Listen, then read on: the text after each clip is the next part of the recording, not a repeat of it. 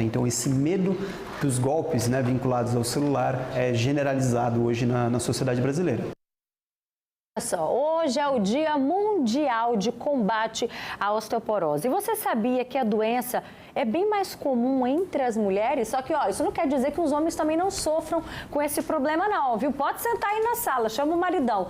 Os números do Ministério da Saúde mostram que 15 milhões de pessoas convivem com a osteoporose no Brasil atualmente. E à medida que a idade chega, os riscos aumentam. E tem um detalhe muito importante, gente, nessa história. Geralmente a osteoporose é silenciosa e demora a apresentar sintomas. E aí tem muitas dúvidas, na verdade, sobre esse assunto, a partir de qual idade a gente pode começar a ter uma prevenção, por que as mulheres então são as que mais sofrem. Vamos falar sobre tudo isso a partir de agora. Aqui no nosso estúdio eu recebo o médico, Dr. Ronaldo Ronsetti. Muito obrigada, doutor, pela sua participação. Cleriane, gente, Cleriane André, ela é nutricionista, vai dar dicas pra gente de alimentos. Já já a gente vai mostrar uma bancada, alimentos que contribuem, o que é verdade, o que é mito. E também recebo ela, Dona Carmelita, telespectadora que a gente ama, que não fala Espírito Santo. E a senhora está com dor agora? No momento não. No momento não, mas você sofre, Dona Carmelita? Muitas dores à noite. À noite? Durante o dia eu faço meu serviço, não sinto dores, mas à noite eu sinto. Eu caí, tem 2 ou 3 meses. Fala bem pertinho do microfone. Eu tomei um tom bem forte, até te falei, né? Me machuquei muito, parece que foi um nervo. Aí fui ao médico, ele pediu para me tirar um raio-x, mas no raio-x não mostra, né? Aí ele me deu uma notícia que eu tenho osteoporose no ombro, que eu nem sabia que eu tinha. Nem sabia? Nem sabia que tinha, que nem estava doendo depois do tombo. Começou a muita dor no ombro e aquelas ferroadas no ombro e aqui no antebraço. E o joelho, que dói também muito à noite, né? Coluna. Para começar, quando eu tinha, assim, 61 anos, eu me aposentei por conta de dor na coluna, que eu era faxineira, não estava mais aguentando limpar, e muita dor. Me aposentei por conta de dor na coluna. Hérnia de disco, osteoporose, nem sei falar o nome direito. Ah, mas é difícil, eu também tive que ensaiar várias vezes. Não é fácil não, eu não sei direitinho. Não é fácil. É osteoporose, eu também tive que aprender, tá? Doutor Ronaldo, é assim que começa, silencioso. Você viu ela falando, né, que ela nem sabia que tinha. Foi o médico que deu esse diagnóstico depois de um tombo que ela teve. É assim que começa? Boa tarde. Obrigado pelo convite, tá? Vou tentar explanar o nosso dia a dia. Infelizmente, o diagnóstico da osteoporose é feito nos extremos da dificuldade do paciente. A gente consegue fazer o diagnóstico no pronto-socorro, o paciente com uma fratura patológica, que a gente chama, em função da perda óssea no passado. Graças a Deus, hoje já tem uma consciência maior sobre a prevenção e o tratamento. Por quê? Os passos da osteoporose, ela pode ser retardado e, se não fizer uma prevenção, ela pode antecipar. Aí vai fugir daqueles padrões clássicos, que é só idoso que tem, que é só depois da pós-menopausa. E, então, se tem hoje uma prevenção, e interessante, a prevenção da osteoporose é a mais fácil que tem. Qual que é, doutor? É alimento e exercício. Não precisa nada mais fora disso aí. E isso deve começar com qual idade? Olha, o alimento tem que começar do dia que nasce. E as atividades proporcionais a que o seu organismo, o seu corpo, resiste. Então não adianta você fazer o que nós temos muito em função de atividade, querer ir 24 horas, ficar todo malhado, em uma semana já está o cara andar só de camiseta. Isso é clássico para ter outras encrencas. Isso é desespero, né? Lesões musculares, lesões tendíneas e outras complicações. Agora, a alimentação é essencial. Cuidado quando for ler nos órgãos não oficiais sobre alimentação para osteoporose. Se a pessoa ficar se apegando o que está escrito lá, ele não vai comer nada, porque tudo tem uma pendência. Os ladrões, que a gente chama, os roubadores de cálcio e dos nutrientes necessários, né? Que é esse mecanismo de absorção, ele é inibido por alguns alimentos. Então, essa inibição vai fazer a falta do principal componente, não é só cálcio, é o principal componente da resistência óssea. Ou seja, de nada adianta, às vezes, a gente consumir alimentos benéficos e ingerir outros que anulam o consumo de cálcio, não é mais ou menos isso? Que daqui a pouquinho, então, minha amiga, você ficou curiosa, né? A gente vai preparar aqui uma bancada com mitos e verdades sobre os alimentos que podem favorecer ou prejudicar, né? A nossa massa, o nosso organismo em geral, principalmente quando o assunto é osso. Agora, doutor, o que causa? Por quê? É um defeito por algum motivo. Entre esses, a alimentação. Você tem que ter uma alimentação de cálcio. Por quê? Nós temos trocas de células do osso 24 horas por dia. E essa célula, ela é reposta. Essa reposição, ela é feita automaticamente. Só que você precisa ter o nutriente. Senão vai repor outras, o organismo vai tentar corrigir com outro método. E esses métodos é a perda não compensada. Você vai continuar perdendo e não vai ter a reposição.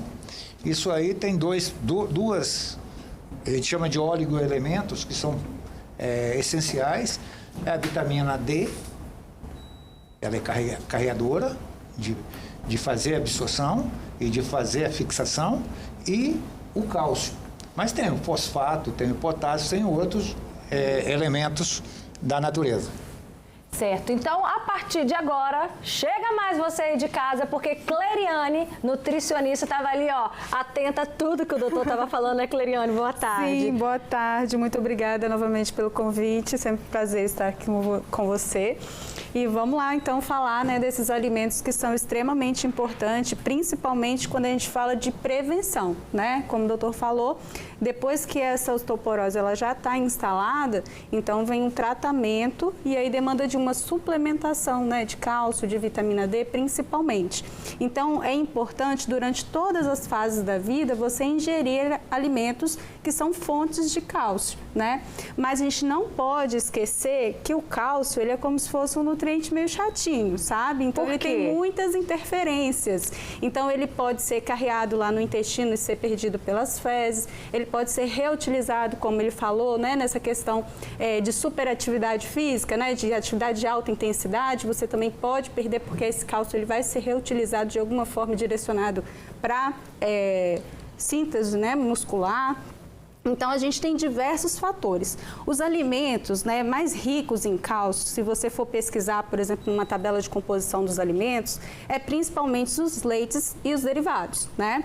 E justamente esses alimentos, eles são colocados em horários estratégicos para evitar a competição de nutrientes, né? Então, os leites e derivados, normalmente você encontra em qual horário? No café da manhã, isso né? aí. Normalmente a gente não tem o hábito de tomar comer esses alimentos nas grandes refeições, porque as grandes refeições elas são mais ricas em ferro, em alguns fitonutrientes que competem com esse cálcio, e esse cálcio acaba se perdendo na alimentação.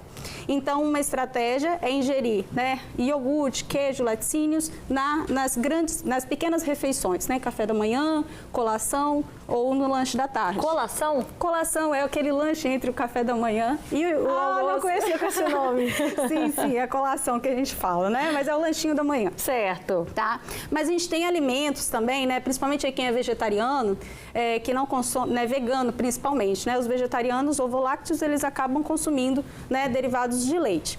Mas a gente tem alimentos de fontes vegetais que são ricos em cálcio, como, né, aqui a gente tem a couve e o brócolis. Mas a gente também tem diversos outros, né? Como, por exemplo, o gergelim. Ele é bastante, né, uma semente que é bastante rica em cálcio, que ela pode ser utilizada como uma estratégia para aumentar essa ingestão. E essa quantidade? Você falou, por exemplo, do gergelim. Aquela quantidade que vem no pão já é o suficiente? Não é suficiente. Aí que entra um outro detalhe, né? Por quê? Cada alimento vai ter uma proporção, né, de cálcio que você vai ter que ingerir. E é esse somatório do dia inteiro que vai dar um quantitativo que vai ser suficiente para você ter esse aporte, né, de cálcio ao longo da sua vida. Certo. Então, o que acontece é que a maioria das pessoas, elas não têm uma alimentação variada com esses alimentos, né? Restringe muitos grupos, às vezes acaba deixando de comer aquele alimento que não gosta e aí acaba, né, perdendo esses nutrientes ao longo da vida. E aí, quando chega lá na fase adulta, né, principalmente aí, né, na terceira idade, acaba manifestando esses problemas, né? Olha só o que eu acabei de catar aqui, ó, do nosso Espaço Gourmet. Daqui a pouco vai ter uma receita daquelas, assim, dos deuses. Não vou contar ainda o que é, mas vai ser usada a banana, uma sobremesa deliciosa. A banana contribui? Contribui. É fonte de cálcio? É fonte de cálcio. E a gente está falando aqui principalmente do cálcio, né? Mas como ele mesmo disse anteriormente, a gente tem outros nutrientes que são essenciais na formação dos ossos, né? Como, por exemplo, potássio, fósforo, né, que são nutrientes essenciais, magnésio, a vitamina D, que vem principalmente aí através, né, da exposição ao sol ou através da suplementação, a gema de ovo também a gente tem uma pequena concentração e a banana ela vai contribuir. Ela tem uma pequena parcela de cálcio, mas a gente pode fazer uma vitamina, por exemplo, de banana. Pronto, né? Fechou. Agora, tem um mito, não sei se é verdade, a gente quer até mesmo esclarecer, né, se é mito ou se é verdade, que o cafezinho, depois do almoço, atrapalha a absorção do cálcio. É verdade ou é mentira? É verdade, né? Então, a gente Deus, tem alguns... eu sou apaixonada pelo café. A gente tem alguns antinutrientes, né? Igual eu falei ali do ácido oxálico, né? E os fitatos que a gente encontra nesses alimentos vegetais. Mas a gente também tem a cafeína, que atrapalha essa absorção do cálcio, né? Assim como o ácido fosfórico que é encontrado em refrigerantes do tipo cola, né? Aquela marca famosa. Certo. Então, esses Mas aqui, você não está cortando o meu café, não, né? Não precisa cortar o café. É só colocar em horários estratégicos. Exatamente. Essa que é a estratégia alimentar que a gente pode utilizar. Então, você não precisa tomar um café imediatamente após as refeições, né? Então, dá aquele tempinho, quando começar a bater o soninho, você vai lá e toma o seu café. Em pequena quantidade, não vai atrapalhar essa absorção, né? Se você tiver uma boa ingesta durante o dia. Tá? Arrasou. Então agora vamos voltar ali? O chocolate também. O chocolate também. Peraí, calma aí, vamos continuar esse bate-papo aqui. Vem cá, vamos lá, Cleriane, vamos lá. Presta atenção, também. porque o chocolate... Peraí, não, que agora você cortou minhas duas pernas, doutor. Já tirou o cafezinho depois do almoço. O chocolate também? Chocolate. Ah. E não fica muito feliz, não, porque eu vou falar algumas aqui. Castanha, nozes. Isso atrapalha? Sim. A absorção do cereais, cálcio pelo organismo. Sementes, que é muito nutrientes, são nutritivas, excelentes. O que se preconiza? Não é na minha área, mas o que a gente vê no dia a dia, a gente fica preocupado em aprender alguma coisa para passar para o nosso paciente.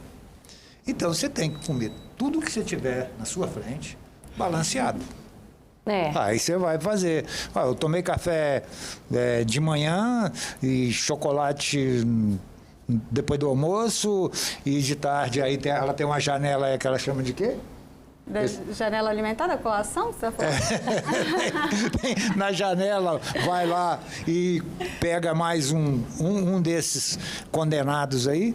Pô, tem legumes, tem verduras. Pô, quiabo, por exemplo. Tem alta concentração. Alta concentração. Quiabo. Então o quiabo faz bem, então ajuda nisso. Inibe. Meu Inibe Deus, né? A nossa editora-chefe que ama uma galinha com quiabo. Compete. Mas eu tô te falando. Você, dona Carmelita, fala no microfone com a gente. Com quiabo, mamãe fazia, mamãe mineira fazia. Nossa, que delícia. Olha só, eu também gente. faço. Você também faz. Mas agora então tem que aprender a equilibrar. Não é que a gente está cortando O quiabo não, né? É aprender a equilibrar. É isso que a gente tem que ter cuidado, né, em falar para a população, para ela não ficar com medo de comer esses alimentos e achar que isso vai atrapalhar a absorção desses nutrientes que são essenciais.